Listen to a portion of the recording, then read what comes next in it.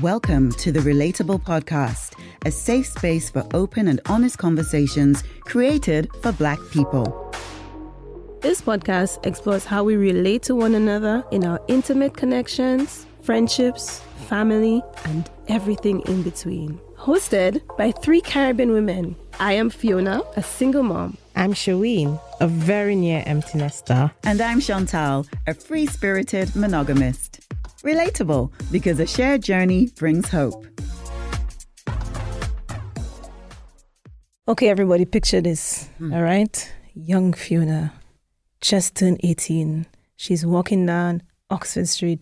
For those who are not familiar with London, Oxford Street is like the main shopping area in London. It's like a long stretch of shops. It was a summer afternoon, late summer evening. The sun was setting, and I was walking by myself.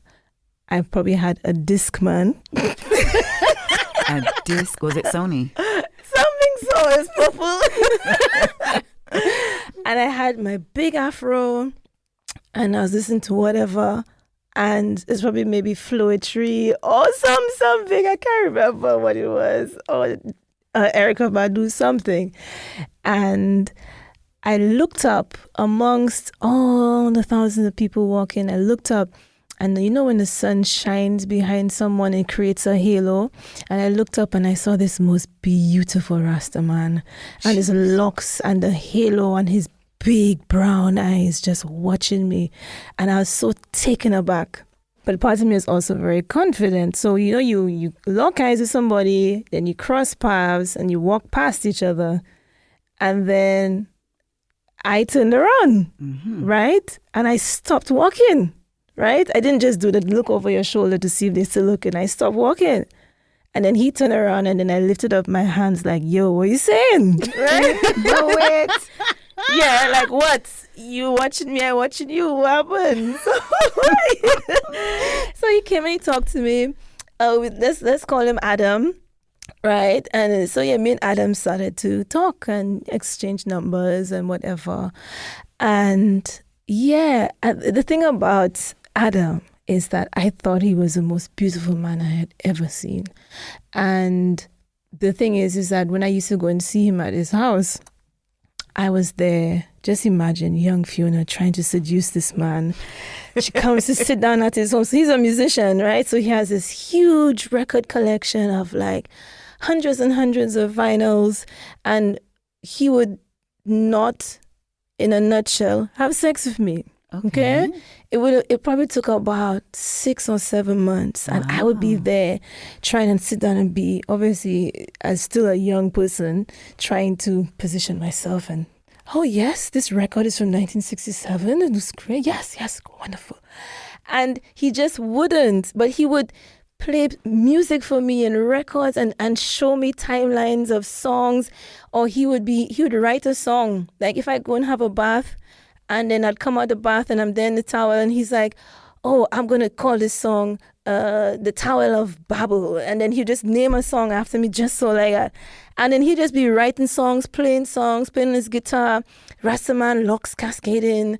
And then he taught me things about, remember, this is Fiona fresh off the boat, right? I can't believe fresh off the boat from St. Lucia. Yes, just rich. Taught me about Thai green curry, or yo, do you know if you like chop up basil and put it on pineapple, or if you can put black pepper on strawberries, and just like taught me so much. And it was not a sexual thing. And of course, for me, I equate sex with love. Right. Well, I equated at that time sex with love. So I was like, this man doesn't want me. But he was giving me so much of his time. Right. So I would come to his house 6 o'clock in the evening, and we'll be talking 6 o'clock in the morning. Talk through the whole night. And eventually, yes, we did end up becoming intimate. And it was like the most wonderful thing, because you're waiting like forever. Like, yo, it was like so explosive. But so every time I went over there, it was always like a Russian roulette, or I think like a lotto, like, maybe we will, maybe we won't, kind of thing. And I was completely besotted. But to the point that I wasn't myself. I wasn't the whole vivacious, loud. I was very guarded because I didn't want to say something stupid. He was just a few months older than me. He was like 19, I was 18. But he was so educated. He was so worldly. He knew so much about stuff that I didn't. So I didn't want to sound stupid.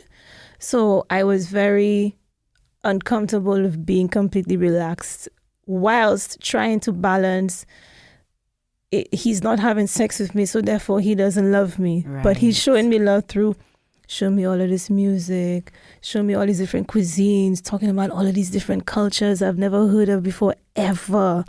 And yeah, he doesn't smoke weed or anything like that. So it wasn't like he was just there getting high and just talking stuff. He was just like really committed to sharing stories with me and spending a lot of time doing so. But so it got in the way. And then to top it off, he's creative, so he's a scatty artist, so he was not... Wait, hold up, Fiona. Yes. So you are describing someone else as what? A scatty artist. Showing. I know. Who's not the best in communication. Showing. It's okay, Fiona. Showing. Okay, so people who know me, if you go into my WhatsApp, if you go into my WhatsApp, it gives Shoween anxiety because there will be hundreds of not unanswered messages, unanswered chats. So there'll be like 191 going back years, right, of message. And you know what it is? It probably because it gives me anxiety too. Okay, but let's forget about that part. Okay, we're gonna forget about moving that. Moving on. Okay, because sometimes people, your partners are your mirror, right? Oftentimes they are your mirror. Okay. A reflection of yourself. So that's interesting. Why is she reading me? I am not even. I'm just saying. Okay. So I think he was a mirror of my future for sure because I wasn't so bad. I wasn't so bad before. But yeah, he wouldn't he'd take long to get back to me. And I don't think it was he was sleeping with other women. It was just he was probably so into his music, because when he gets into it, he's very committed to that. And I witnessed it myself because, sometimes we'd be there and he would just be talking about music and showing me music. And so if he says to me, Fiona, sorry I didn't get back to you. I was dealing with these records and doing this and whatever. But I said, it was just becoming hurtful for me. And then he started to understand that I was holding myself back. I wasn't entirely comfortable with him, so that made him uncomfortable. So the combination, and then, it ended up that's like, we broke up, right? But he broke up with me, right? And I was devastated.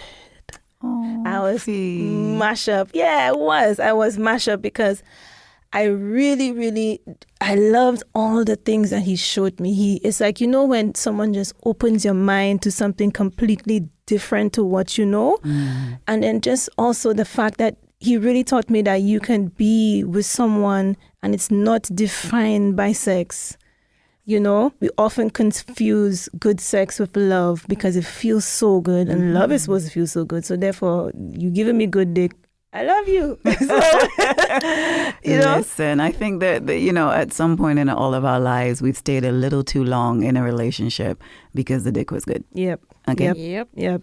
I mean. Yep. Men out there, do let us know if you have stayed with a woman who wasn't suited for you because things was nice. She had a bag of sugar down there. She had remember that song? Yes. She had a soup up. Yes. Saltfish. Sorry. Oh my God. No, where did I go just now? Oh, I'm guys. But yeah, so that would I can definitely define that, and I will always love that person, always, because he has always treated me with respect, and I will always love him for how he sees the world. So I will always love that aspect of him. So I've met some of his other girlfriends and stuff like that. And I feel genuinely happy for him because I understand that we were not suited for each other. But that doesn't negate that I still love that person and always will. And he's actually the longest friend that I've had whilst being in the UK. And that goes to show that you can, its love is not defined by physical intimacy only. Yes. And I really loved how you can connect to someone just like that. Yes. So he really, really did. He really, really did teach me that, which is really beautiful. I think the relationship after that, I thought I was in love because the person was very attentive, very giving, very giving with his time, very generous. And I felt that coming from someone who was not giving me the attention that I wanted or what I felt it should be, to him doting on me, taking me for dinners, buying me things, just give me money just whatever, meeting everybody and all these kind of things. I thought it was love. And I remember saying to my best friend, she said, Fiona, you don't love that man. She says, I will make myself love him. That's what I said. Yeah. Wow, because see? I was surrounded by my friends who were going through some of them very abusive, physically abusive relationships, or their men were cheating on them endless, or them kind of thing. I'm like, so your problem is, Fiona, that y'all don't talk enough? Okay. So that's your problem when you have friends where men are literally beating them, stamping on them, having outside children, forcing them to have abortions, and you just there, oh, well, you guys don't talk too much. It's just feels a bit stagnant sometimes. Is that really your big problem? So I stayed in that relationship longer than I should have. I did end up ending it, and it was difficult because once again, he never did me anything. Right. And it was me having to put myself first in that situation. So that was hard to do. But I felt like, once again, this must be love because he treated me nice. So there's all these different versions. It's really interesting that you said that, Fiona, because I know we've had this conversation where it's a realization that the bare minimum is not enough. So just because someone treats you well or does little beautiful things for you, it is not the totality of the relationship and how you want to be loved. But we do stick around sometimes for that minimum. Things that you should be doing for and with someone you profess to love. Absolutely. Absolutely. So it is, I felt very guilty for a long time, but I know it was also the best decision for him because I was also wasting his time. So that's something that had to happen.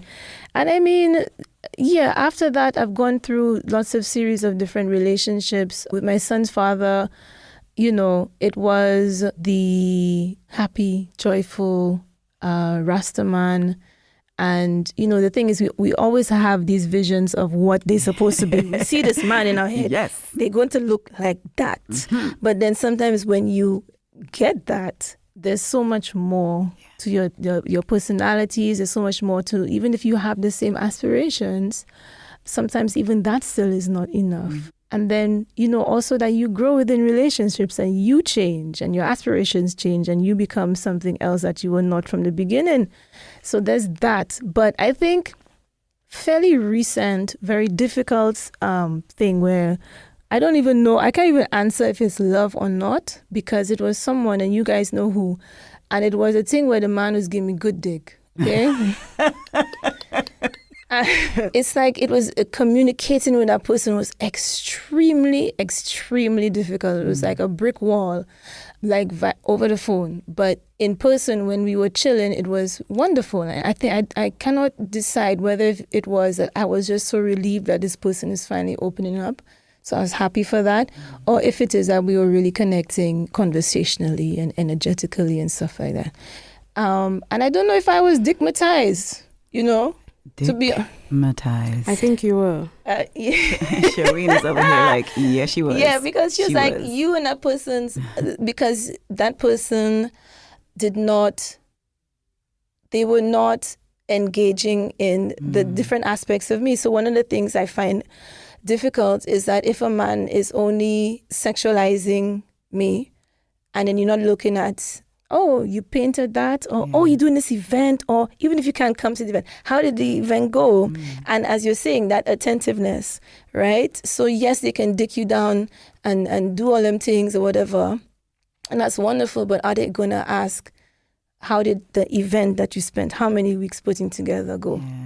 Or they'll say, good luck, or hope it goes well, or oh, that's nice. You see, don't tell Fiona, oh, that's nice. That's nice. Don't do that. Don't just, oh, that's nice. Oh my. Yeah. When you have put your heart and into it. soul into this thing. That's nice. That's nice. Oh, that's nice. Okay, this, and just like, okay, I did not feel seen in that situation. Yes. And the thing is that I was in such a constant longing for this person to reciprocate that I was doing so much. So when you talk about all these nice dates, I curated loads of wonderful dates. Shawina's getting back. She's like, guess what? Why you not? And how you thinking of that? That's so creative. That's so nice. I used to get vexed. I know. I used to get angry. Like, where the fuck you getting them ideas from? I was pulling out all the stops.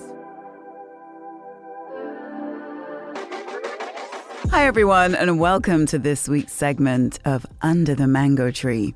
So clearly, we are moving on from mangoes, but now the question is, how do you like your plantain? Fiona? Crispy and black. If you know, you know.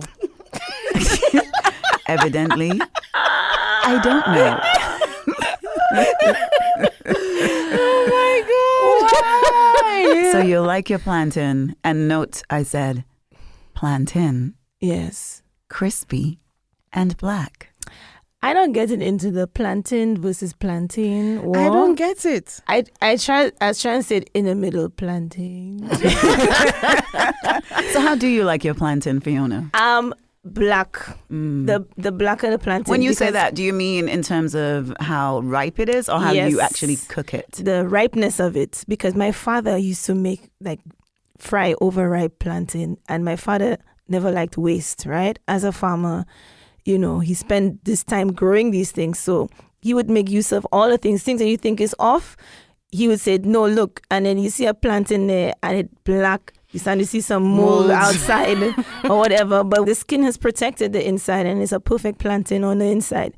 And he would fry it and it would be like candy, right? So it brings me back to my father making us that, and him showing the value in what you think is, that it don't look good on the outside, but it's actually beautiful on the inside. So that's how I like. That's how you like it. plantain. Yeah. Shireen, what about you? Same. And on going by what Fiona said, we saw somebody throwing boxes of plantains. Boxes, because they were black. And we're like, wow, so if we have a car or something, we're picking up all of them. Yeah, We would take all of it. But yeah, the older it is, the better. I love it. I also like it boiled. Yes, I love it boiled. I love it boiled with some stewed chicken backs and anyway. But yes, That's I how like you it like boiled. But yours. my favorite is crispy and black. I don't mind it a little burnt. I like the burnt flavor right as well. I love the burnt flavor. So You're making me hungry, man. yeah. Interesting. I actually am the polar opposite. Really? I like my plantain barely ripe. Barely, like just past the green stage, right? I cannot stand ripe plantain. I do not. I know. I do was not so shocked like. when she told me I that the don't first like. time. I'm like, no, barely how? barely ripe. And then I simply slice them. I put on a little toops of coconut oil and I bake them. I love my plantain baked. I've and not had sometimes that. I'll sprinkle on some turmeric as well. And it's just divine. So I either bake my plantain or I boil them. I love boiled plantain. Yeah. And I actually love, what are they called in Colombia? Where you smash the green Tostones. plantain and then you deep fry. Heaven. Yeah, tostones is Heaven. amazing. Heaven for me. yeah. I love plantain. I actually was looking at a recipe this week for plantain lasagna.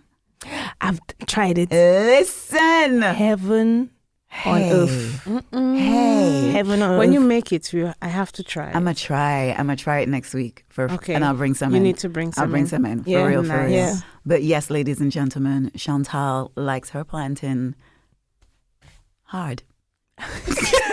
And on that note, I didn't. I was so. it's like you're just dropping them for me. I Like, just, you know, I was like, I don't even know what to say because that's how I like my plantain. But I It's knew okay. me saying that with y'all it's okay, within this Chantal. conversation. We know how you like your planting. Hard. So thank you. Under the mango tree. There was one in particular that I loved. I won't speak on it. What is it? I think is when you took him to a roof garden. Yes. somewhere. Yes, for a picnic. For a Yes. picnic. And she cooked everything. Yeah, I should date 3-course. Fiona. I'm telling you. 3-course picnic. It was cold there, but yes, I it know was. it was cold. It was a 3-course picnic, and with wine, and then I had a speaker of music. Yes. And then after the picnic, we went downstairs to watch Parasite, and it was this. It's called Everyman Cinema. So you don't just get a seat. It's like a proper chair, armchair, soft with your own table, or you get a sofa so you can sprawl out. Love And it. in my bag, I had snacks, I had canned cocktails, I had everything set up. Everything was just, so it was just a very smooth. And I just said to him, I said, yo, meet me at this station. Bap. That's it. I gave him no information and stuff like that. So that was one of several things I had done. But coming back to all that, you know what happened with that? It made me fall in love with myself. That's I right. was like, Fiona, you're so cute. Yep. Yeah, like Fiona, you're so creative. Like Fiona, you can do like all kind of things. Like this is nice. Like, and I started to appreciate myself because I was also, as much as I was doing it for that person, because I really cared about them, I was also doing it for myself because as much as I wanted somebody to do that for me, if you want something in your life, then sometimes create it for yourself. Exactly. And then it showed me my capacity to be really amazing. So whether that person was ready or in a space to receive that, as hurtful as it may have been for me at the time that they didn't reciprocate it in a way that I wanted, I foresaw it to be, right? Because you're going through a hard time and I wanted to lift their spirits, but I also lifted my own. And it taught me so much about myself and my capacity to be very amazing. So in itself, when I look back at that disappointment, it's not a disappointment anymore because it showed me the capacity for what I am. Right. And it made me, through not falling in love with that person, I ended up falling in love with myself. And hey, look I how think we it ended up back always here again. Comes full circle. Yes. Yes, Fiona. And do you feel that, you know, as you go from each relationship to the next, that it's an improved version of you? Yeah, because I know myself like much more. Even Fiona of last year is not the same of this year. And it's learning. I think one of my things that trigger me in relationships is that when my feelings have been trivialized, because people see Fiona, rainbow million colors, leg cock up whining somewhere all the time, you know, artsy, forgetful, clumsy. So when she starts to feel away or starts to like, when I get upset about some people, Fiona, don't be like that. No. And then they try because they want me to be that happy, vibrant songbird that they used to, right? So when I become not that, they just want me to be that happy thing again. So therefore, they can be very dismissive of my feelings, right? It doesn't mean it is necessarily so where I may feel disrespected or someone has done something hurtful or inconsiderate or whatever it is. No, I didn't mean it. It is whatever. And then I found myself having to silence myself and to minimize my emotions because they just want me to be the happy Fiona and they want me to be this performative parrot because that's what they like, right? And that's what I've learned, that I need to start putting my foot down. I'm too fucking soft because I don't want to be vexed either. So I'm like, all right, you know what, Fiona, just forget it and just be happy again because I want to be happy again. Right. So I'm just burying all of these emotions wherein which I've been dismissed because they want me to be a happy rainbow flower person again. So Right. that's what I've learned. But in within that also, the thing I've learned the most is that I do not mince my words. I'm very direct. If I tell you, hey, this thing is making me feel away, it's making me feel away. Hey, I really love you, Hey, you're very beautiful. Hey, thank you for this. You see the specific thing that you did last week, Tuesday? Thank you for that. I'm very, very, very direct with my feelings. And like we had discussed before, I do my best not to attack or say something that's demeaning to you if I'm upset with you, right? So therefore, that's how I'm showing you love, because you will never at any point not know how I feel about you. Yes. And I like to reinforce those things. In the current partnership that I'm in, they say, you're always saying thank you. Stop saying thank you to me. So you're always saying thank you. I say, oi, I have to tell you how appreciative I am of you for doing this thing, because you know what? People take these things for granted, and Absolutely. I need to vocalize those things. Yeah. So no matter what direction relationships go, I will, this Fiona 2021 will always express gratitude. So for example, you're talking about those little mini loves, mini moments of where you have received love, right? I will make sure to vocalize my gratitude, because we don't know what's going to happen in the future. Absolutely. And I want you to know how I feel about that at that specific time. In the present, in the now. And so that moment is surrounded by gratitude and appreciation and love, and what that means to the person receiving it. Absolutely. They can take that forward. No matter what happens with the relationship, they too will then have these crystallized moments of appreciation. And who doesn't like to feel appreciated? Exactly. I mean, that is love in itself. Gratitude is love. Love is gratitude. So that's beautiful, Fiona. And I love that you are ensuring that your partner knows that he is appreciated for these things, which for him, as you said, may be little. But what is little? How do you measure what it's something big to me. means to someone else? You can't really put measurements on that, right? Because you don't know what their experiences have been, what their journey is, what their story, and what they have received in the past. So, hey, love that love. Yeah, so in a nutshell, Yes. I ended up falling in love with myself. What's bringing me joy? This week, I saw some friends. I went out with some friends I've not been out with in a long time. I think the last time I saw them, it was sometime early last year. 2020. And the sad thing was, when they came to pick me up, both of them, it's sisters, they turned around and they said, "Happy New Year, shall we?" That's how long it's been since I even spoke to them or had a conversation. Wow. So But I mean, big up my girls. I know. But it's like when we sat down, it's like we met yesterday. And that's the thing about having friends like that. We don't speak all the time. We don't see each other all the time. But when we meet up, it's like yesterday. So it was really nice. We went to this restaurant in Wembley, and my other friend, it was her birthday, so she came. It was her birthday. We went out for her, so that was just lovely. It was nice to speak to them, and they all following the podcast. Big up my girl Ayo, Vanessa, Anisha. These girls they loving it.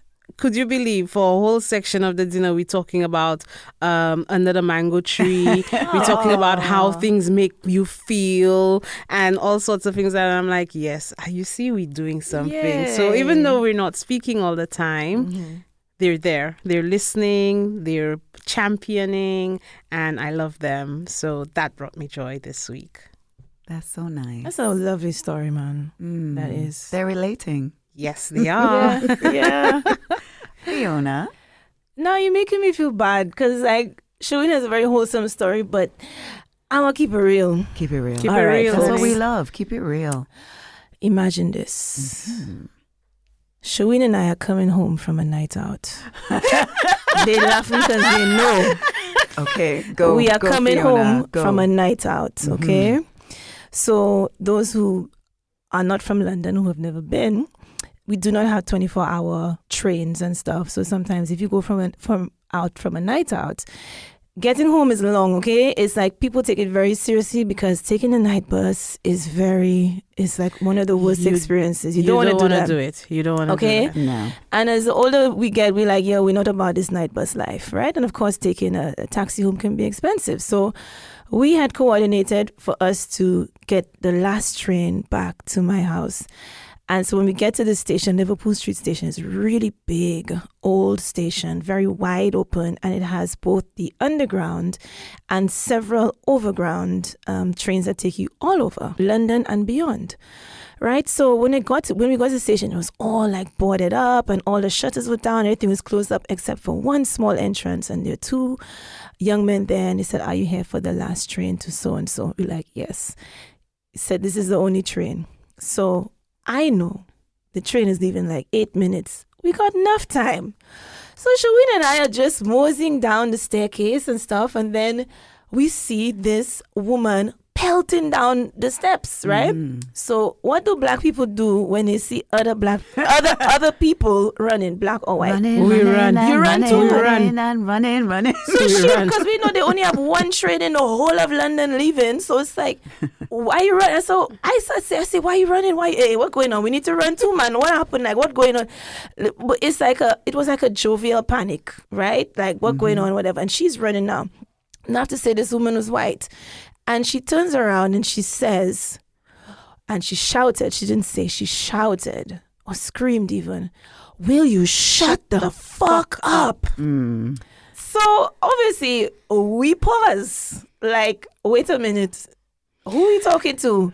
And then for those who don't know about St. Lucia, Sherwin is from Masha, okay? Masha is what people say is ghetto, is the hood. And as if when the woman said, will you shut the fuck up, it activated Masha mode in Sherwin. That was it. It's a wrap. Finish. Because I was like, why you have to be so rude? Like, what's your problem? And Sherwin, you see, Sherwin has, to me, a very operatic voice, okay? Sherwin projects her voice very beautifully, especially... I am a teacher. Especially when she's impassioned about something, her voice projects beautifully, right? And the way the whole your mother cunt echoed through those hallowed walls of Liverpool Street Station like an orchestra of 1,000 tongues coming from this one Caribbean woman's mouth. It was actually very beautiful because Shaween went in on the woman, and the woman was, like being very aggressive, very sarcastic, and very patronizing, because you're like, we were just trying to help. And she was like, "Oh, I need help. And then she was just being extremely, yes, all the things. So Karening on 1,000%. Can we just say she was not drunk? Yeah. Yeah, because there were people saying, "Oh, everybody's been drinking, and just leave it." She was not drunk. No. We were not drunk. Yeah, and neither. she was not drunk. No. So she knew exactly what she was doing. She knew. And then eventually we were like, you know what? To hell with all of this. So we're walking off to go to take the last train. And she says, "Why don't you go back to where you come from?" Stop. Because, folks, I need you to repeat what she said, please. Why don't you go back to where you come from? And she did that when our backs were turned. Right? Now, in the UK, that's the equivalent of you being called the N-word. This is one of the most racist things you can say to someone. It is the equivalent of the N-word. They know everyone knows exactly what that means. To go back where you come from, okay? Anyone, person of color who is in the UK knows exactly what that means. So the two of us turned around in like perfect unison. What did you say? So Shaween was, the operatic, every Caribbean cuss you could think of. echoed once again through those hallowed walls of Liverpool Street Station at 1:45 in the morning. And I was like, security, excuse me, she's being racist. She told us to go back to our country. And she was like, oh, I didn't mean like that. Oh, you always want to say we're racist. I'm not racist. And I meant go back home. Go back to your houses where you live. But listen, we all knew. And it was, they always tell you when you turn your back, right? But you know what? The security were a mixture of black men. There was a white man there. There was some Asian men there as well. And they escorted her ass out of the station. She didn't get the train? She did not get any train to go home, so she was left stranded. And I think the image of seeing her back and all of these people of color, black, Asian, telling her to leave that station brought me joy. Because you know what? It's those small victories. And I think I'll never forget that moment, because these things impact you. And it was just like, you know what, that I felt, you know what, we are in a position now that we could say, excuse me, this person is being racist. You need to remove her from that space. And that request was given to us. And I didn't feel afraid to say that. And I think that's a big step. Because our parents would not have felt that, our grandparents would not have felt secure in these spaces. And I feel like, it's small steps, screw her. And I love seeing those men escort her ass out. And then, of course, Shaween said, you look, I didn't bust your ass. And there was this anonymous voice, this figure, some spectator from somewhere, we don't know who the person was. And they said, I think she knows that, love. And I'm sorry. That's what brought me joy this week. And never apologize for what brings you joy, Fiona. Yes. I could laugh about it now, but it really did impact me. I think more so that I did not do what I really wanted to do. And again, that's growth for me, because boy, a few years ago, I wouldn't speak. So Chantal. What brought you joy? Oh my days. What brought me joy this week? I volunteered to help a friend of mine out with her booth at the Ghana in the Park Festival. And it was we heard about that Ghana in the Park Festival. And several things brought me joy about this occasion. The first is that the park was not too far from where I live. So I didn't have to schlep across London, right? I literally just hopped on a bus and was there in a few minutes. And guys, it was there were so many things that were beautiful about that day. It started off with me entering the park and security just sending me, just go straight down there, love. They were wrong. So I actually then had to turn around and go to another entrance, which was really far away. And as I'm walking through the park to get back out, this car pulls up next to me and says, hey, do you want to ride? I've just been told that I have to go to the other entrance too. He's like, I'm a photographer for the event. And back home, if somebody stopped to pick you up, it's not a problem, right? You take the ride. But I'm like, I'm in London. I don't know you. Me don't know you. I don't know your family, right? So, but you know what? Take it. I was like, fuck it. You know what? So I jumped in the stranger's car, guys. Don't do this. Jumped in a stranger's car, and we had the most beautiful conversation about why he was there, his background. It turns out he's Jamaican. He travels, and we're just vibes in, and it was just lovely. And we got there, we got to the right entrance, and it was like, Chantal, it was so lovely to meet you. Tell me where your friend's booth is so I can go, come and get some food later. I was like, sure, man. So I'm like, well, this is vibes already. And I haven't even fully started my day, right? So I get to my friend's booth and we're helping her set up. And there's a few of my colleagues from the Tram Free there as well. So it's like a real lovely reunion. So it was just very loving and community. And what I loved about it the most is that I didn't know anyone. Outside of my friend and my colleagues, I didn't know anyone. And so it was an opportunity for me to just get to know some different people, right? And the music was vibes, lots of amazing Ghanaian artists. The crowd was really mixed, so lots of young'uns, lots of young people, lots of, fledgling aunties like myself.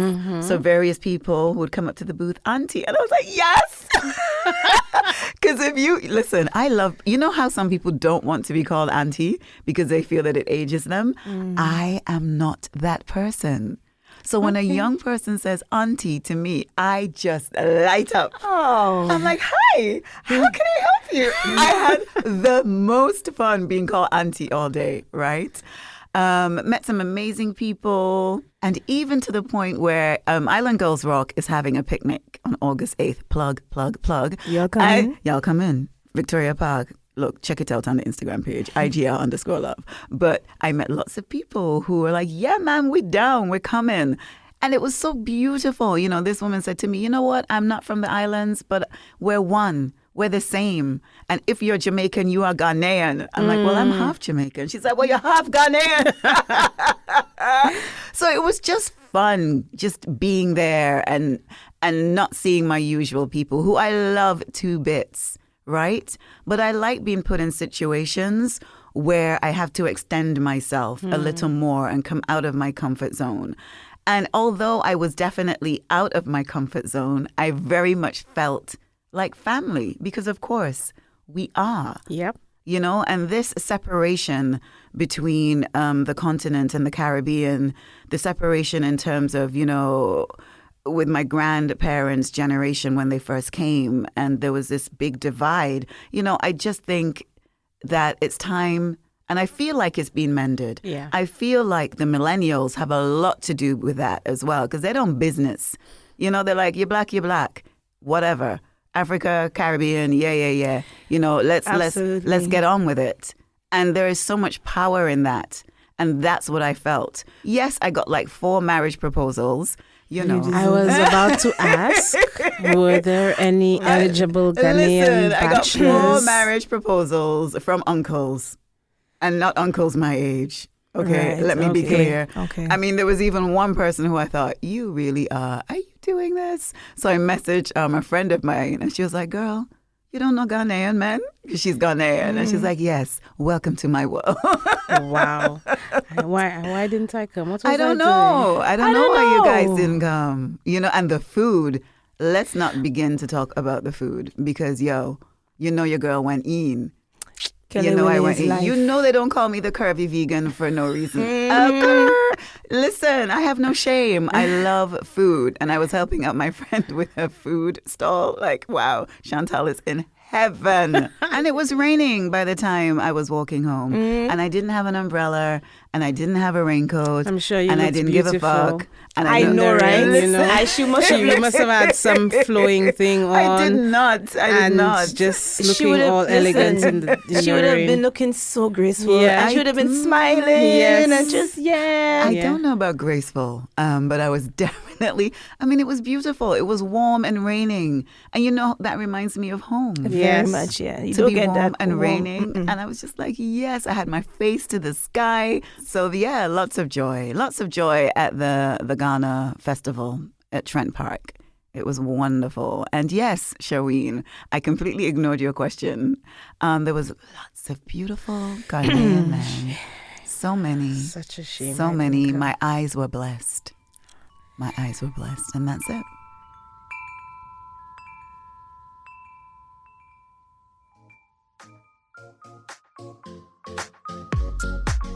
So thank you for listening to the Relatable podcast. Wow, Fiona, so much to say. Next week episode, it's all about me and my first loves. Jeez, I hope you're ready. She afraid. I'm not ready. She's not ready. So don't forget, people, you could find us on Spotify, Acast, Amazon, Apple, Just name it wherever you get your podcast fix. And remember to like, follow. We're on Twitter now. Check us out on Twitter at relate_podcast. Keep the comments coming. Keep the feedback coming. We're really open to it. And yeah, thank you. Enjoy the rest of your week, people. Relatable, because a shared journey brings hope.